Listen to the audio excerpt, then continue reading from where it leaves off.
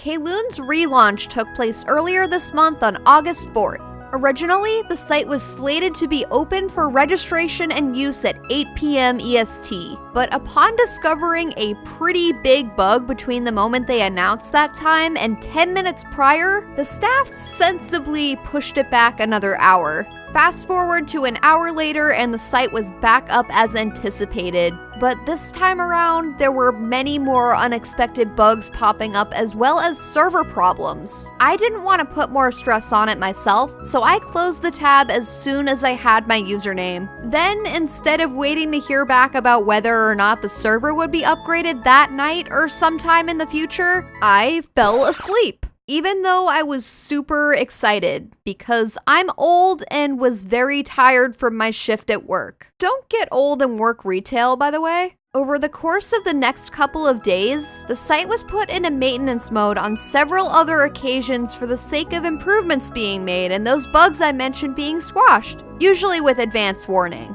On account of the downtime and my schedule turning hectic, I didn't actually get around to playing until the 8th, and in the moment, I was pretty upset about it, but it actually worked out for the best. Thanks to the user base's help, the sources of the most prevalent issues were more or less sorted out by then, and the server's ante was upped to remedy the slow loading times as well. So no more holdups now. It's been long enough.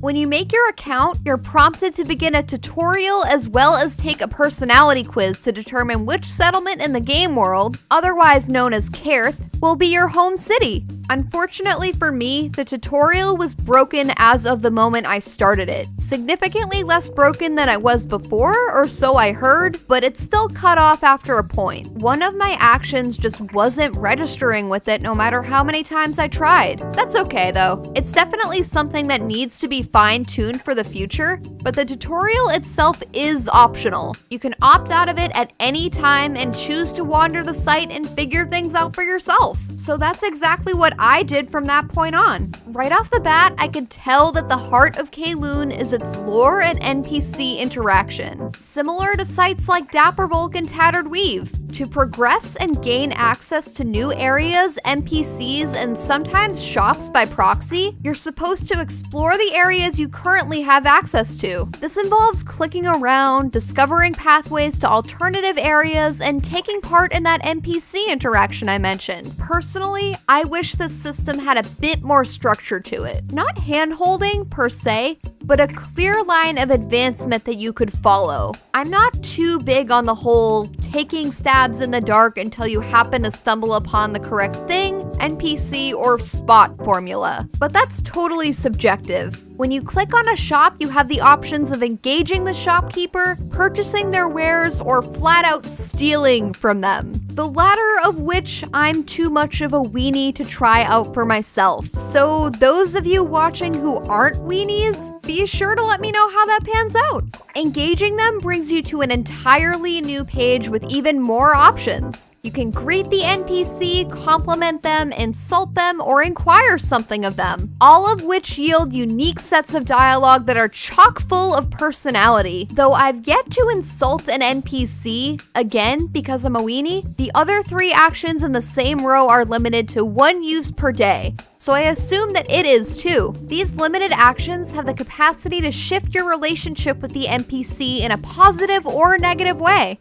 The greeting, complimenting, and inquiring making them friendlier, and the insulting making them dislike you. 2 other options you have, which you can utilize as many times as you want to with no daily limit, are investigate and show items. In my experience with it, investigate seems like it's used explicitly for when you have story progression specific business with that NPC, like if another NPC sent you on an errand to deliver something to them. But it's good to use it even when you don't. You never know when it might trigger something new. In the case of showing the NPCs your items, It's exactly what it implies. You lay out the contents of your inventory and they either react or don't react to one of your items in particular. If they do react, you garner something new about their personality or past that has to do with that item. I've only triggered 2 reactions myself, so I'm not exactly an expert, but it looks like each NPC has a set amount of items they're able to react to. Maybe showing them each of these items will unlock some kind of special dialogue or reward. But regardless of what it results in, I think the concept is really interesting and a lot of cool things could be done with it. Then there's the pet adoption aspect of the game, which was my primary motivation for wanting to play. Like the rest of the art, including the NPC, item, and asset designs, the pet designs jumped out at me.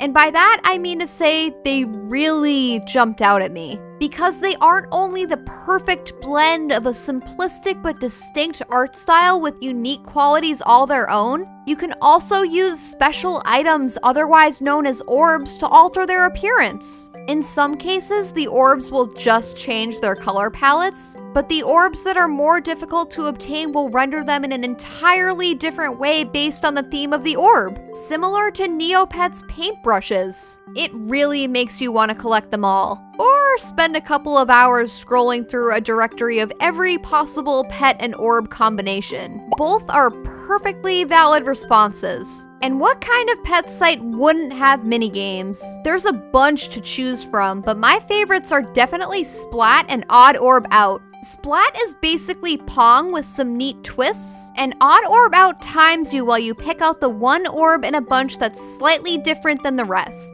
In all honesty, it could probably classify as an eye exam. Other than that, there's one more feature I want to discuss, but I have a lot of negative things to say about it. So I'm going to talk about some other things I feel more positively about first. Even though improvements could always be made, Kaylune's webpage design is on point. Its navigation is really well constructed and accessible, and I love that the part of the header that allows you to access your notifications and see how much currency you have on hand remains static and travels down the page with you when you scroll. The fact that the personality type you pick during pet creation actually impacts the way that they speak and the food they like to eat is awesome. In my opinion, personality types, natures, temperaments, whatever you want to call them, are either not used or so underused that they're irrelevant. So it's refreshing to see sites like Kaylune giving them an actual function. Each city map you can explore has 2 versions that reflect day and night and change accordingly depending on server time. Really atmospheric touch that I almost didn't notice the first couple of times I played, which basically made me appreciate it even more. And last but not least, you can set quick links, which is extremely attractive. I'm sure I don't have to say a lot else on that front. So time to get back to the feature I don't feel too hot about, the questing feature. You can go questing at any time by clicking on the quest hub located under the Explore tab in the site navigation. As only select NPCs give quests, there are currently 4 to choose from, assuming you've unlocked them all, and each can give you up to 10 quests per day. The way that these quests function is that you're given a list of items. Then you have to go purchase these items from shops across Kaylune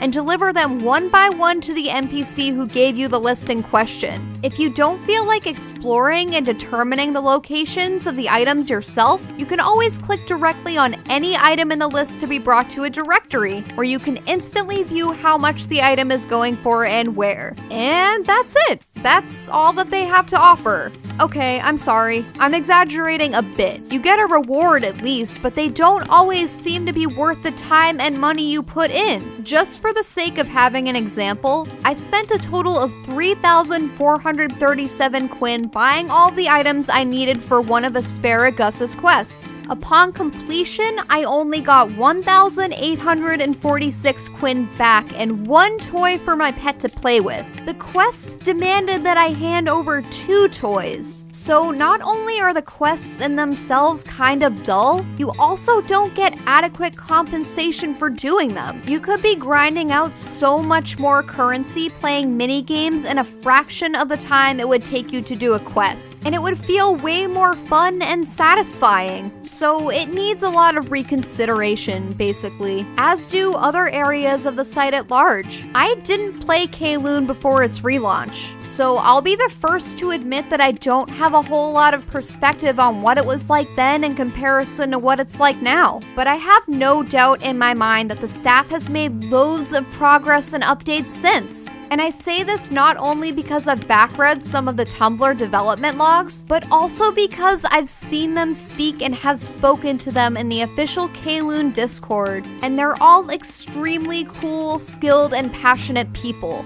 To that end though, I do have to come out and say that the game itself feels very incomplete. It's to the point where if I hadn't known in advance that this was a relaunch, I'd think it was an alpha or an early beta. Just so we're crystal clear, I'm not implying this is a fault of the game itself. Most browser-based games by nature are never really complete because they're built to be updated and expanded upon. If anything, it's a cause for excitement. The game will only get better and more expansive as time goes on, and judging by how fast the fixes and updates have been rolling out, that progress has already begun. We have a lot of Kaylune to look forward to, but at the same time, the staff absolutely should have been more transparent about the state the game would be in upon re-release, or at the very least, subjected it to some more testing in advance. Feel free to correct me if anyone feels differently, but the word relaunch implies a degree of readiness and functionality that wasn't reflected at the moment the game went live and still isn't now. And for the record, I'm absolutely not talking about the server problems. Those are super commonplace and to be expected during any kind of launch. I'm talking about the degree of bugs and the features that flat out don't work. All of that aside, do I think this rocky start should discourage pet site lovers from keeping tabs on the game? Absolutely not. Keep at least half of your tabs on this game. Its art is gorgeous, its gameplay is charming, and its potential is through the roof. Given some time and work, I know it'll be an amazing browser game experience that we should all be excited for. So if you're excited and haven't signed up for Kaylune yet, definitely go and do so. The link to the website as well as its current fundraiser are both in the description below. And if you liked this video and generally enjoy pet sites, I make other videos about them pretty regularly. Feel free to subscribe on your way out to see more of those in the future. As always, thanks for watching and see you next time.